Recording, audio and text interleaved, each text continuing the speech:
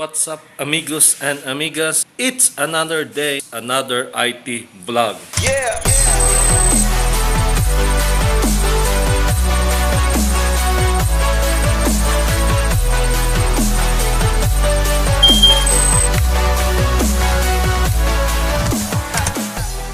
So by the way guys, remember this that CPU, that computer. So okay. Again. Meron akong previous vlog about this computer. Ito. Yeah, ano na to, libre lang ito from my client. Yun nga, binigayan sa client ko. And then sabi niya, if you can fix that computer, so it's yours na. So na-fix ko na naman. Ang problema lang doon is yung processor. Medyo yun ang na-damage, no? Luckily guys, I have plenty of processors here, dual core. Damn! Yung old processors, no? Meron akong dual core 5300. In-install ko dito and then nag-work. And then my client again from other office nagbigay din ng mga processor. I think 5 processors. There's a dual core pa rin, 5400, and ang isa AMD yun, so which is I don't have any AMD board pa, so at least it's free, and then binigay lang. So why not accept it. Then the other one, Core 2 Duo 8400 and Core 2 Quad 6600. So sadly guys, yung Core 2 Quad na 6600 is siya na parang hindi mag-work, parang yun, damage nga. So yung Core 2 Duo na 8400 is working pa. So kinabit ko lang dito, sayang hindi ko na kunan ng video. Kinabit ko dito yung Core 2 Duo 8400, at least Core 2 Duo na yung processor, no? So kinabit ko dito and then okay na. And then nag-upgrade ako ng OS from Windows 7 to Windows 10 kasi my client also give me a Home Pro license, no, sa Windows 10. So why not? Ginamit ko, in-install ko dito. Saan ba? Yan, dyan. Ito, okay?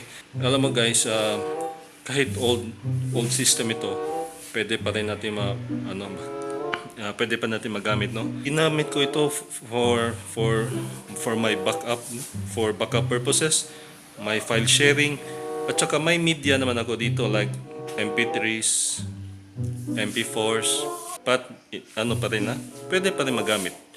So anyways guys, yun, na-install ko na yung processor and 4 gigs ang memory, at saka yung hard drive from 500 gigabyte.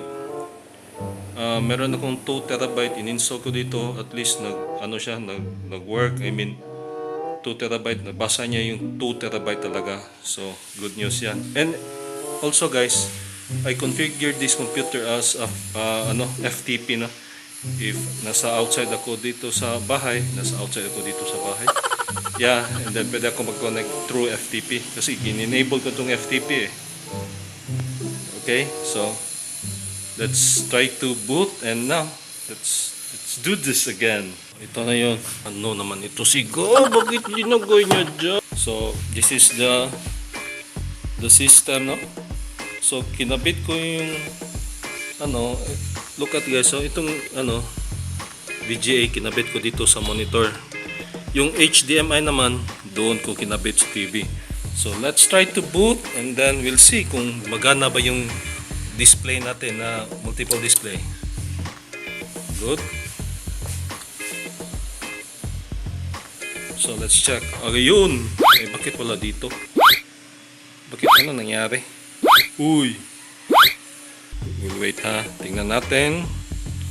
So ayun, naglabas na dito sa TV ko, but dito sa monitor wala pa rin. What's happening guys?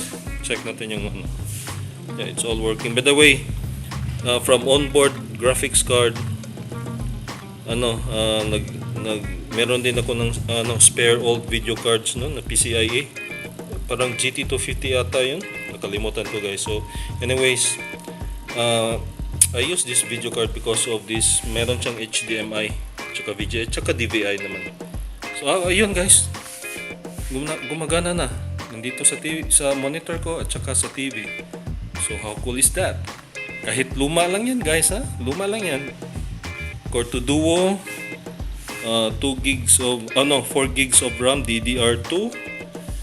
Ito yung sa OS na hard drive, which is lang yan guys, 80 gig. And nandito yung 2 terabyte. Nandyan siya, nandyan. Okay. So nahirapan din ako guys pag-install ng 2 terabyte kasi naghanap talaga ako ng way na para ma-install at least 2 hard drive sa casing na to. So yun, tinanggal ko lang yung CD-ROM, and then naglagay ako ng fan. Nag-glue lang ako dito, lagyan ko ng glue para magdikit itong fan. So yun na, at least yung hard drive dito hindi ma-overheat kasi as you can see guys, parang mahirap yung yung airflow ng casing na to. So at least nag-work na siya. Okay. So ayun guys, so kahit luma yung computer, magamit pa rin natin. It's free, wala akong binabayaran. The client just gave me that and sabi niya it's broken na daw, pero processor lang pala yung problema. But I have lots of processor at home na yung luma lang guys, okay, hindi yung bago. So yeah, nag-work siya. So pwede na manood ng YouTube dito kasi by the way guys, naglagay ako ng LAN pala. So kinabit ko lang yung LAN. Merong LAN ito yung LAN na cable. Papasok ito sa room ko. Kasi mahirap naman kung doon ko i-connect yung LAN niya. So kasi pangit daw maglagay ako ng cable papunta ng dito. So hindi daw maganda, marumi tingnan. So anyways, okay naman, meron ng internet. Check natin kung meron ba talaga internet, okay? Ayun. So click natin YouTube. See? Yun ang YouTube guys. So transfer ko yung dito, going there. Kasi ito, extended display pala. So transfer ko like andun. So nandun na yung YouTube ko. So ibalik natin guys. Ibalik natin sa monitor natin. So from there, going to dito naman. Doon na naman. Para linaruan ko na itong computer ko dito. So anyways guys, yun lang.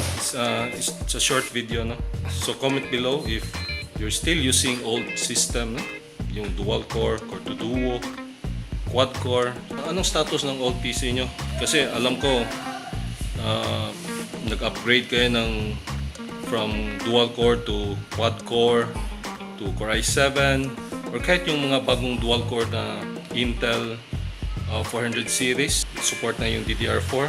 Ang ingay nyo dyan naggawa ko ng video. So anyways guys, a short video only, and thanks for watching. If you like this video, give me a thumbs up, and if you're new to my channel, just subscribe. Okay, so see you next on my video. Kasi ang ingay sa labas. Okay, so see you, bye.